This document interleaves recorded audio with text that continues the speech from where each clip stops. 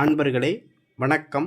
நாம் இன்னைக்கு வீடியோ பதிவில் எதை பற்றின தகவலை பார்க்க போகிறோம் அப்படின்னு பார்த்தீங்கன்னா, அதாவது நாம் யாராவது ஒரு நபரை விரும்பணும் அப்படின்னா அவங்களுக்கு நம்மளுடைய சிந்தனையை உண்டு பண்ணி அவங்களே தானாக நம்மளை தேடி வருவது போல் பண்ணக்கூடிய ஒரு வசிய பிரயோக முறையை பற்றி தான் நம்ம இன்னைக்கு வீடியோ பதிவில் முழுமையாக நம்ம பார்க்க போகிறோம். வீடியோ பதிவுக்குள்ளே போகிறதுக்கு முன்னாடி நம்மளுடைய சிவருத்ர மகாகாளி அருள்வாக்குப்பீடம் யூடியூப் சேனலை சப்ஸ்கிரைப் பண்ணாதவங்க சப்ஸ்கிரைப் பண்ணிக்கங்க.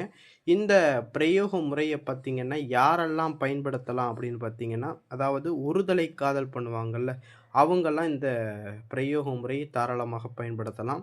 அதே போல் கணவன் மனைவி யாரேனும் அவங்கள விட்டு பிரிஞ்சு போயிட்டாங்க அப்படின்னா அவங்களுடைய சிந்தனையை அவங்களுக்கு உண்டு பண்ணி அவங்கள திரும்பி வர வைக்கிறதுக்கும் இந்த பிரயோக முறையை பார்த்திங்கன்னா நம்ம பயன்படுத்தலாம். சரிங்களா? ஒரு சில பேர்கள் பிள்ளைகள் பார்த்திங்கன்னா ஏதோ ஒரு சண்டை சச்சரவுனாலேயோ இல்லை காதல் பண்ணிட்டு என்ன செஞ்சிருவாங்கன்னா வீட்டை விட்டு ஓடி போயிடுவாங்க. சரிங்களா? வீட்டை விட்டு ஓடி போயிட்டாங்க அப்படின்னா அவங்கள திரும்பி நம்மளுடைய வீட்டுக்கு நம்மளுடைய சிந்தனைகளை உண்டு பண்ணி நம்ம மேலே பாசத்தை உண்டு பண்ணி வர வைக்கிறதுக்கும் இந்த பிரயோக முறையை பண்ணலாம். அருமையாக வேலை செய்யும். சரிங்களா? ஒரு சில பேர்கள் என்ன செஞ்சுருப்பாங்கன்னா 2 பேருமே என்ன செஞ்சுருப்பாங்கன்னா லவ் பண்ணிக்கிட்டு இருப்பாங்க. ஒரு கட்டத்தில் என்ன செஞ்சுருவாங்கன்னா 2 பேர்களுக்குள்ளே ஏதாவது ஒரு சண்டை ஏற்பட்டு என்ன செஞ்சுருவாங்கன்னா பிரிஞ்சு போயிடுவாங்க. அப்படி யாரையும் பிரிஞ்சு போயிருந்தாலும் இந்த பிரயோக முறையை நம்ம அவங்க மேலே பிரயோகம் பண்ணி பிரிஞ்சு போனவங்களையும் திரும்பி என்ன செய்ய முடியும், வர வைக்க முடியும். சரிங்களா? இது பார்த்திங்கன்னா ஒரு சிவ பிரயோக முறை. இது ஒரு சித்தர்கள் வழியில் வந்த ஒரு தாந்திரிக ஒரு பூஜை முறை. சரிங்களா? இந்த பிரயோக முறையை பார்த்தீங்கன்னா எக்காரணத்தை கொண்டு சம்மந்தப்படம் இல்லாத உள்ளவங்க மேலே இதை பிரயோகம் பண்ணிடக்கூடாது. சரிங்களா? உண்மையிலேயே ஒரு நலனுக்காகவும் உண்மையிலேயே நீங்கள் விரும்பக்கூடிய அந்த நபருக்காகவும் இந்த பிரயோக முறையை பண்ணலாம். சம்மந்தம் இல்லாத நபர்கள் மேலே அடுத்தவருடைய மனைவி மேலேயோ பொண்டாட்டி மேலேயோ நீங்கள் என்ன செய்யக்கூடாதுன்னா இந்த பிரயோக முறையை பிரயோகம் பண்ணினீங்க அப்படின்னா இது உங்களுக்கு இந்த பூஜையை முழுமையாக நீங்கள் செய்து முடிக்க முடியாது, தடங்களாக வரும். சரிங்களா? அதனால் உண்மையாக இருக்கக்கூடிய பட்சத்தில் இந்த பிரயோக முறையை தாராளமாக நீங்கள் பண்ணலாம். எந்த விதமான பின்விளைவுகளும் கிடையாது. சரிங்களா? இந்த பிரயோக முறையை எப்படி பண்ணுறது அப்படின்னு பார்த்தீங்கன்னா, அதாவது பௌர்ணமி நாள் இந்த பிரயோக முறையை தொடங்கலாம். இல்லைன்னா வளர்பிறையில் வரக்கூடிய ஞாயிற்றுக்கிழமை அன்னைக்குன்னு இந்த பிரயோக முறையை நம்ம செய்யலாம். சரிங்களா? இந்த பிரயோக முறையை செய்கிறதுக்கு நம்மளுக்கு பார்த்தீங்கன்னா ஒரே ஒரு விலை பேசாமல் எலும்புச்சம்பளம் கடையில் போய் வாங்கிக்கிங்க. சரிங்களா? விலை பேசாமல் அப்படின்னா இத்தனை ரூபாய்க்கு இந்த எலும்புச்சம்பளத்தை கொடுங்க அப்படிங்கிறது கேட்காம ஒரு 10 ரூபாயை கொடுங்க, அவங்க எலும்புச்சம்பளம் கொடுத்துட்டு மிச்ச காசு கொடுப்பாங்க. சரிங்களா? நீங்கள் இவ்வளோன்னு பேரம் பேசி வாங்க வேண்டாம். ஒரு எலும்புச்சம்பளம் கொடுத்துட்டு ஒரு 10 ரூபாயோ ஒரு 50 ரூபாயோ கொடுங்க, அவங்க மிச்ச காசு திருப்பி கொடுக்குறத வாங்கிக்கிங்க. சரிங்களா? இது போல் வளர்பிறையில் வரக்கூடிய ஞாயிற்றுக்கிழமை அன்னைக்கினோ இல்லை பௌர்ணமி நாள் அன்னைக்கினோ இந்த எலும்புச்சம்பளத்தை நீங்கள் வாங்கிக்கிறணும். வாங்கிட்டு அன்றைக்கு இரவோ இல்லை அதிகாலையிலையோ இந்த பூஜையை பார்த்தீங்கன்னா இரவு 10 மணிக்கு மேலே பண்ணலாம். இல்லைன்னா அதிகாலையில் நம்ம பிரம்மமுகூர்த்தம் சொல்லக்கூடிய அந்த 4 to 6 அந்த டயத்துலையும் இந்த பூஜையை பண்ணணும். இந்த நேரத்தில் தான் இந்த பூஜையை பண்ணணும். இந்த பூஜையை பார்த்தீங்கன்னா மொத்தம் 48 தினங்கள் இந்த பூஜையை நம்ம பண்ணணும். சரிங்களா? அதாவது இந்த பூஜையை இந்த வளர்பிறையில் வரக்கூடிய ஞாயிற்றுக்கிழமை ஆரம்பிக்கலாம். இல்லைன்னா நிறைஞ்ச பௌர்ணமி நாள் அன்னைக்கு இந்த பூஜையை ஆரம்பிக்கலாம். சரிங்களா? அந்த எலுமிச்சம்பழத்தை என்ன செஞ்சுக்குங்கன்னா எடுத்துக்கிட்டு அந்த எலுமிச்சம்பழத்தை மஞ்சள் நீரில் அலசிடுங்க.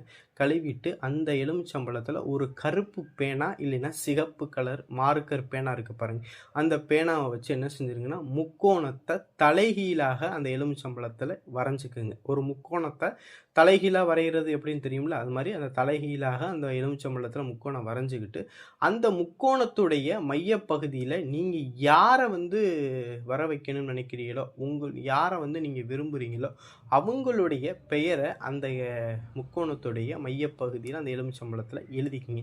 எழுதிக்கிட்டு உங்களுடைய பூஜை ரூமில் என்ன செய்யுங்கன்னா ஒரு மண் அகல் விளக்கில் சுத்தமான பசு நெய் ஊற்றி தீபம் போட்டுருங்க. தீபம் போட்டுட்டு நீங்கள் கிழக்கு திசை பார்த்து உட்காந்துக்குங்க. தீபம் உங்கள் முன்னாடி இருப்பது போல் வச்சுக்கோங்க. ஒரு தாம்பாள தட்டில் நல்ல சுத்தமான குங்குமம் ஒன்று நல்லா கொட்டி நல்லா பரப்பி வச்சுக்கோங்க. அந்த குங்குமத்தை தட்டில் குங்குமத்தை கொட்டி அந்த குங்குமத்தில் என்ன செய்றீங்கன்னா நீங்கள் இந்த எலுமிச்சம்பழத்தை வைங்க. சரிங்களா? வச்சுக்கிட்டு நீங்கள் யாரை வர வைக்கணும்னு நினைக்கிறீங்களோ, நீங்கள் யாரை விரும்புகிறீங்களோ அவங்களுடைய உருவத்தை மனசில் கற்பனை பண்ணிக்கிட்டு அந்த எலுமிச்சம்பழத்தை உற்று பாரு. இந்த நான் ஸ்க்ரீனில் கொடுத்துக்கூடிய மந்திரத்தை ஒரு நாளைக்கு 1008 வீதம் இந்த மந்திரத்தை நீங்கள் ஜபம் பண்ணணும். சரிங்களா? இப்படி ஒவ்வொரு நாளும் நீங்கள் ஜபம் பண்ணி முடிச்சுட்டு நீங்கள் படுத்து தூங்க போவீங்கல்ல, அப்போயெல்லாம் அந்த எலுமிச்சம்பழத்தை கையில் எடுத்துகிட்டு போயிட்டு உங்கள் தலைமாட்டுக்கு கீழே அந்த எலுமிச்சம்பழத்தை வச்சுக்கிட்டு நீங்கள் என்ன செஞ்சிடணும்னா தூங்கிடணும். பண்ணணும். இதே போல் 48 தினங்களும் நீங்கள் என்ன செய்யணும்னா மந்திரம் ஜபம் பண்ணணும். நைட்டு தூங்க போகும்போது இந்த எலுமிச்சம்பழத்தை தலைமாட்டில் எடுத்து வச்சு படுக்கணும். அதே எலுமிச்சம்பழத்தை மாற்றவே கூடாது. எலுமிச்சம்பழத்தை திருப்பி காலையில் எழுந்திரிச்ச பிறகு அந்த எலுமிச்சம்பழத்தை எடுத்துகிட்டு போய் அந்த குங்குமத்தட்டில் வச்சுருங்க.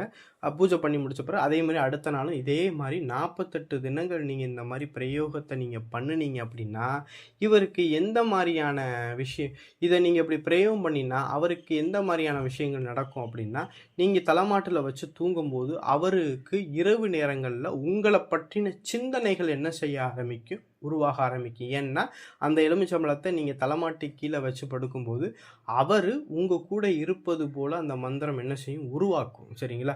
உங்களுக்கு அந்த மந்திரம் என்ன செய்யும், அந்த மந்திரத்தில் இருக்கக்கூடிய தேவதை வந்து அவங்களுக்கு உங்களை பற்றின சிந்தனைகளை அதிகமாக ஒவ்வொரு நாளும் உருவாக்க ஆரம்பித்து ஒரு கட்டத்தில் அவங்களாகவே என்ன செஞ்சுருவாங்கன்னா உங்களை தேடி வருவாங்க. இல்லைன்னா அவங்களாகவே உங்களை தேடி வந்து உங்களை வந்து பிடிச்சிருக்கு அப்படிங்கிற அளவுக்கு மனம் மாற்றங்கிறது வந்து ஏற்படும். சரிங்களா?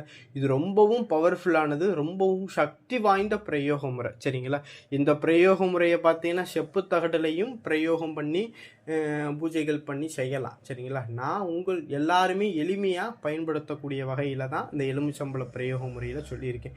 இதே முறையை செப்பு தகட்டில் எழுதியும் வசீகரி பூஜைகள் செஞ்சும் நம்ம இந்த மாதிரி விஷயங்களை நம்ம உருவாக்கலாம். சரிங்களா?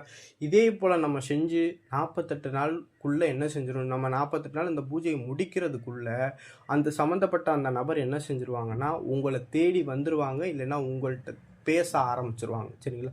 பேசாமல் இருந்த நபரு கூட இந்த 48 தினத்துக்குள்ளே அந்த பூஜை செய்த 48 தினத்துக்குள்ளாகவே உங்களை தேடி வர ஆரம்பிச்சிருவாங்க. ஒரு சில பேர்களுக்கெல்லாம் பூஜை பண்ண 11 நாள்லேயே சில பேர்களுக்கு தேடி வந்துடுவாங்க. ஒரு சில பேர்களுக்கு 21 நாள். ஆனால் 48 நாளைக்குள்ளே உங்களை தேடி வந்துடுவாங்க அந்த நபர். இந்த பூஜை முறை ரொம்பவும் பவர்ஃபுல்லானது. சரிங்களா? இது சிவ பிரயோக முறை. சரிங்களா?